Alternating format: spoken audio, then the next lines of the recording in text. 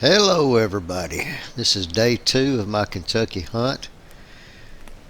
Obviously I've found some really good rubs and a lot of deer sign. There's scrape amongst all those rubs. Deer droppings literally everywhere. This is a stage area where these bucks are holding up before they go out to feed in a open ag field that I guess one of the farmers had put something green out there. These bucks actually spend so much time in this area. There's just multiple rubs everywhere. The majority of them are fresh. I've got old droppings and super fresh droppings. There's even a couple of beds in this place. Apparently the bucks, when they come in and stage up, they'll spend so much time they'll actually lay down and bed up temporarily before they head out into the ag fields. I did not get to hunt this morning. It rained all night. There's one bed right there. And it rained pretty much all day up until about 1 o'clock. So this is an afternoon hunt. I'm slipping in here, doing a little bit extra careful, watching my steps, taking my time. I'm going to try to pick the right tree to get in. As soon as I got up in my tree, this little doe come up, and she just walked right basically under the tree, probably, I don't know, 5 yards from the base of the tree. She gets right here and she kind of smells the glove that I dropped on the ground. Yeah, I dropped my glove on the ground. And she just slung that little head around hers, and this is a young doe. You can tell by the little short nose on her. And even though she's young, she smells that glove on the ground, and it is really just bothering her to no end. She's going to spend quite a bit of time investigating this glove. She didn't want to get too close to it, but it was so windy, the glove blew kind of her direction right over there, just off the trail. Anyway, this is one of those deals where you just have to be patient, and hopefully she'll go on and not snort and stomp and maybe booger the area up for any deer fixing to come this direction. It's really early in the afternoon, so I've got quite a bit of time left. It's been really windy and cold. The rain obviously washed all the snow out. I mean, you can't even find any snow except in a few little ditches and banks where I guess that was protected, and get some ice on the roads, but not too bad today except for the wind. I had to put on my rain suit to kind of help block the wind. I found that if I can put my I've got a Cabela's rain suit that's real soft outer skin. It's pretty quiet, and I found that if you can block that wind, a lot of times you can stay pretty warm. Temperatures are like in the maybe 26, 28 degrees. They said with the wind it feels like 14 degrees, so that's just something that Alabama boys ain't used to, is that cold, bitter wind blowing right through you. Cut you like a knife. One thing I didn't mention was how close I am to the bed areas. Notice I said bed areas. When I scouted this area, I found basically multiple bed areas. There's a cedar thicket right below me, just about 65 yards. And there's some deer bedding in those cedar thickets. It's like two little ditches out there, and then they create, I guess what you'd call little points. Each one of those points has some blowdowns, and those deer want to bed right up in those blowdowns, in amongst all those cedars. Across from one little ditch is a high ridge, And those high ridges have finger ridges that point down into this little draw toward that cedar thicket. There's multiple bucks bedding on those finger ridges. All the bucks are not bedding together in a bachelor group. They are actually, one or two bucks on each little finger ridge. And once, I guess, the deer start funneling up this direction, those bucks can literally sit there and watch the other deer easing their way through that cedar thicket and those little series of ditches. And when that happens, I assume that they start getting up, stretching their legs, and coming this direction as well. But they'll pretty much walk that pace pretty fast through that cedar thicket. And once they get right here behind me, it gets a little bit thicker, and that's where they will stage up. But they have to pass me to get there. And the three trails actually pinch together slightly toward the top.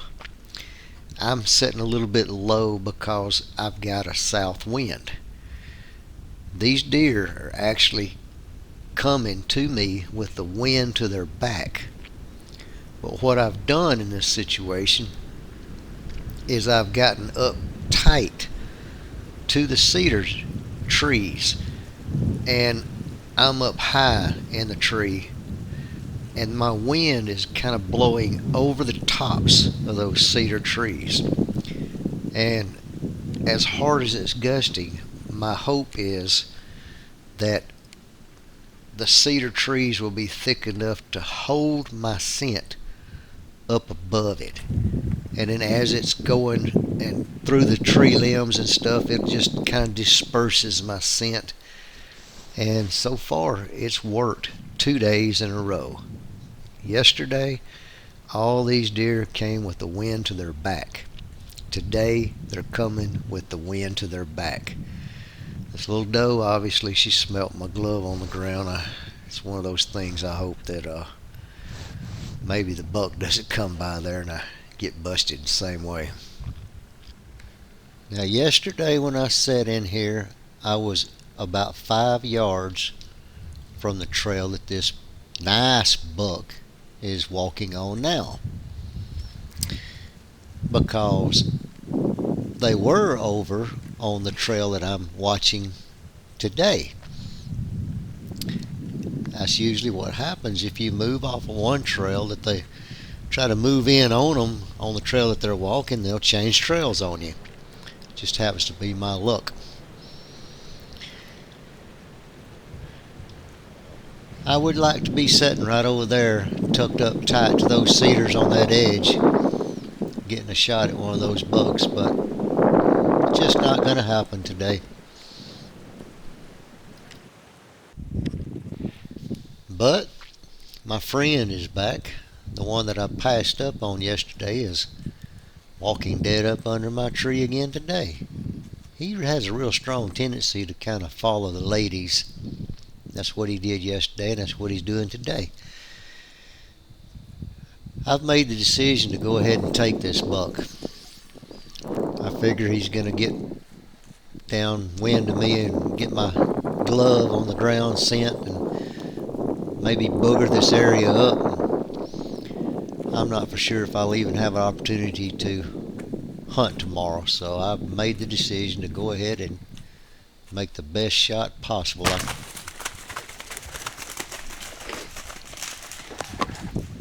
Guys, that was supposed to be a spine heart shot, and drop that deer right dead in his tracks. I did not expect that deer to run the way he did. He stopped up there for a while and eventually just walked off. So I've made the decision to back out and let this deer lie, and I'll be coming back in the morning to look for this deer. The next morning, it was not very difficult to follow the blood up to this deer, but one thing I was not expecting was this deer to still be alive. It's done lost so much blood and he's so weak he can't hardly run, so I'm trying to just walk up and get another shot into this deer. I don't like the angle. I'm going to try to push him, get him to move one more time or walk to the side, get a shot. Finally he gives me a good shot and I take it. It's not something I like to do, but sometimes it's part of hunting and you got to finish this deer off as quick as possible. Good history, buddy. Sorry about that. Folks, I really am a good shot with a bow, but these Kentucky bucks have kicked my butt. I don't know, I guess I'm jinxed when it comes to shooting at them, but this is 3 bucks that I've shot in Kentucky over the years, and all 3 of them have been bad shots, so I gotta do something different. Well, I'm back in Kentucky and had 3 days to hunt. I got this buck on the 2nd day. This will be my last day to be able to hunt, so I spent it tracking him. I made a really bad shot on this deer. Not happy with the shot at all. I actually passed on this buck the day before and ended up taking him the very next day.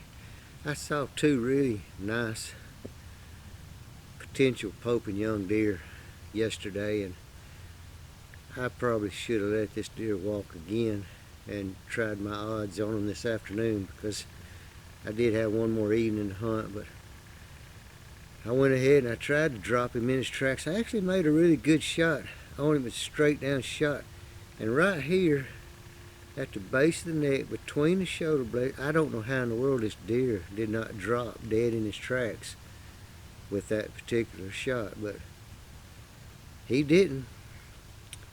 I came back the next morning, started blood trailing him again. We pushed him last night. He was still alive, so we decided to back out and come back in this morning. I'm by myself right now. We had a stare down. I jumped him, he laid back down. We had a stare down for well over an hour. I've pretty much been sitting here looking at this buck all morning long, waiting for an opportunity to try to move on him. I finally decided to take that chance, move in on him, get ahead of him, get another arrow in him. I put another arrow right through his chest, and he expired pretty quick after that. Pretty good hunt, although I did kill probably the smallest buck I think I've shot in a while. But he looks like an older buck. He got some broke off tines, a little bit of character. I don't know. That's hard for me to judge these Kentucky deer. All I know is the 2 I saw yesterday, there was no question that they were beautiful bucks. If they're my Kentucky buck, I gotta get to dragging him. They on their way down. He's skinny on them. It's like his backbone is skinny. I think he's an older deer. I'm not sure. He was chasing a doe, or actually trailing a doe the day before, and the day before that he was trailing a doe. Both days he was grunting. I actually thought it was my tree stand squeaking when I heard him grunt. Turned around and there he was grunting. He got a weird sounding grunt. Anyway, good hunt. I'm just going to get a few more pictures of this buck before I start dragging him out of these woods. I just want everybody to know I really am happy to get this deer. I didn't know if I'd be able to hunt anymore due to the weather conditions in Kentucky and a little bit unstable, but I was not happy with the shot, but I'm really glad that I'm going to be able to utilize this meat. He'll be able to feed my family, and gonna have some good memories with this deer. You can tell he's been in quite a few fights. almost all his tines are broken off or damaged to some degree. He won't be doing no more fighting. Well, this is the end to a pretty good hunt here in Kentucky. You guys, a lot of you guys are asking all the time. You have a hard time finding buck bedding. But here in Kentucky, things are a little bit different. You got hardwoods mostly, cedars, not pine trees like you do in Alabama. But these high stem count areas, you look, there's a lot of little sapling trees in this little draw. I'm right almost in the bottom of a little hollow. And these bucks, all they do is they bed up on them little thick knobs. You got a patch of cedar trees up there. Real high stem count. Greenbrier, honeysuckle. They don't get very far off these bottoms. They don't have to. It's plenty thick enough. And they got a skate route. They can circle around you in this thick stuff. Get away from you pretty easy. Crisscrossing trails everywhere in here. So, high stem count. A lot of small saplings. Some blow down brush, trees, briars. Anything of that nature that gives a deer the advantage. And if he's laying on that hill like he was, he's actually got the wind to his back. He's looking down in this little draw. Anything comes up and down it, he can see or hear. Anything trying to come over the top behind him, he can smell. So you keep all that in mind, you'll find buck bedding. You just got to get out there, scout, put in the legwork. Topo map, computers, e-scout, whatever you'll call it. That is not going to help you locate the bedding. It might narrow it down to an area, but you're still going to have to get your feet on the ground and walk in here and find these spots. I hope that helps. Buddy is 87 years young. He can't get out there in the woods like he used to. He sure wants to get out there, but Buddy, when you bring a deer back to his shed, he is going to get in there and help you clean it, skin it out. Here, hold that cane, Mike, while I get busy. Now that's a happy man right there. He is doing what he loves to do. Buddy makes knives, handmade knives, deer handle knives, wood handle knives, all kind of knives. It's a little hobby of his. And he just can't wait to get in there and try his knives out on a fresh kill. The man loves it. And that's Mike Minton standing there supervising while these two youngsters here get to work. Now Buddy was quite the deer hunter back in the day. He knows them woods like the back of his hand. I don't really need to do a whole lot of e-scouting. All I've got to do is pick this man's brain a little bit. I can find the hot spots that way. Baby, you ain't got to film the whole thing. I'm watching Buddy beating you as far as the skinning goes. Are you? He's watching him show me how to Yep, he's showing you how to do it, baby. I didn't realize we were so entertaining to folks.